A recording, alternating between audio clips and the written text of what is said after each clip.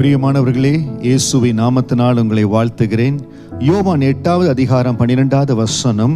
மறுபடியும் இயேசு ஜனங்களை நோக்கி, நான் உலகத்திற்கு ஒளியாய் இருக்கிறேன். என்னை பின்பற்றுகிறவன் இருளிலே நடவாமல் ஜீவ ஒளியை அடைந்திருப்பான் என்றார். இந்த வார்த்தையை கேட்கிற அருமையான சகோதரனே, சகோதரியே, நம்முடைய வாழ்க்கையினுடைய லட்சியமே அந்த ஜீவ ஒளியை அடைவதுதான். அந்த ஜீவ ஒளியை அடைவதற்கு இயேசு ஒருவர் தான் வழி.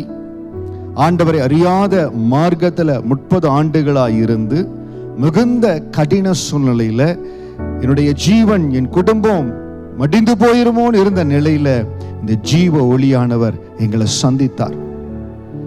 இருளிலே நடவாமல் ஜீவ ஒளியை அடைந்திருக்கும்படியா எங்களுக்கு கிருபை கொடுத்தார். அந்த இயேசு எங்க வாழ்க்கையில கடந்து வந்த பிறகுதான் இந்த ஜீவ ஒளிக்கு நேராய் நடந்து போகிற அந்த அனுபவத்தில் அந்த கடந்த 24 ஆண்டுகள் நடத்தி கொண்டு வருகிறார்.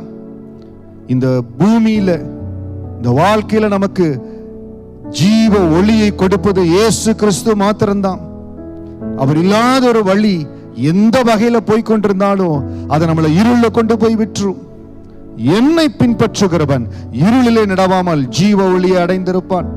இன்றைக்கு ஒருவேளை இயேசுவின் நாமத்தை நீங்க அறியாமல் அதை பற்றி கேட்காம இருந்திருக்கலாம். இன்றைக்கு உங்களுக்கு சொல்லுகிற, இயேசுவை பின்பற்றுகிற ஒரு மகன், ஒரு மகள் இருளிலே நடவாமல் ஜீவ ஒளி அடைவார்கள். இது ரொம்ப முக்கியம்.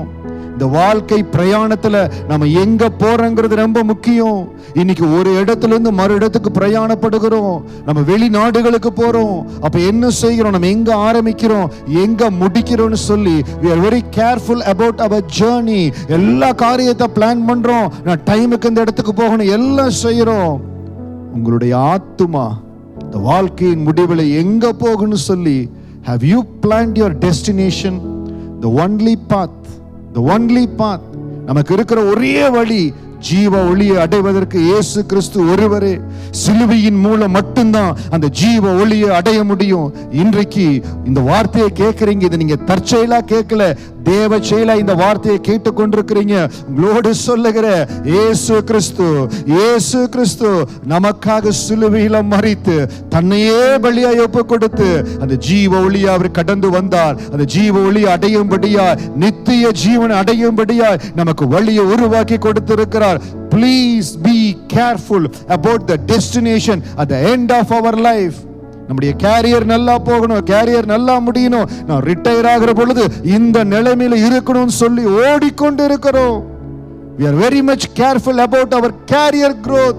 இந்த பூமியில் இருக்கிற வாழ்க்கைக்கு எத்தனையோ நம்ம பிரயாசப்படுகிறோம். நம்முடைய சந்ததிகளுக்கு சொத்து சேர்த்து வைக்க நினைக்கிறோம்.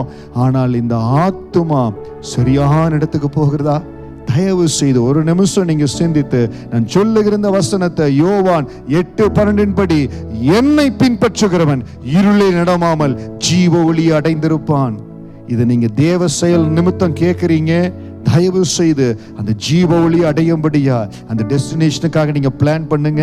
இயேசுவின் நாமத்தை அறியல, இயேசுவை பற்றி தெரியல அப்படின்னா தயவு செய்து அதற்காக உங்களை ஒப்புக்கொடுங்க. வாழ்க்கையில முக்கியமான, அவசியமான, அத்தியாவசியமான ஒரு காரியத்துக்காக உங்களை ஆயத்தப்படுத்துறீங்க. உங்க வாழ்க்கையில அந்த ஜீவ ஒளி இருக்கும்படியா ஜெபிக்கிற தேவன் உங்களை ஆசீர்வதிப்பார். God bless you.